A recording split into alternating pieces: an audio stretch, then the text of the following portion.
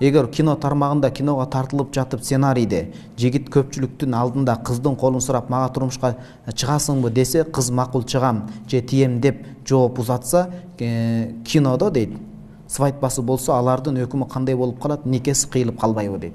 Кино жаатында дагы биз өнүгүшүбүз керек болот. Анткени кино ичинде чоң идеологияны камтып алат. Бирок кинону жакшы тартыш керек. Мен ушул кээде эли жерди сагынганда кыргыздын бир жытын сагындырган кинону көргүм келет. Сөзсүз кирмин аралаштырып ийген, же сөзсүз эмени аралаштырып, бир жакшы кылып тартса болбойбу? Болот. Ал дагы чоң ниети туура болуп жакшы тартса чоң сооп иштерди алат. Анткени ал улуттук идеологияны ал камтып берип атат.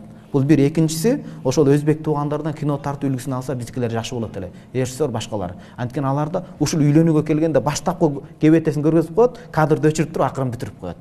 Аябай сонун чыгып кеткен да. Уятты айтпайт, насаат, улууну сыйлон сөз кошушат. Эми буюрса баардыгы жакшы болот.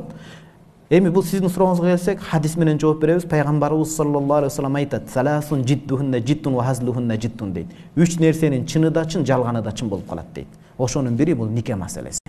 Элдин көз алдында сиз айткандай туруп, чындап бул жанагындай жакын туугану, сүт тараптан туугану болбой, нике жүрө турган болуп калса, ошо күбөлөрдүн астында никеге тут, мен сизге чыктым деп өткөн чак формасында алдым десе, күбөлөр турса, бул нике жүрүп калат.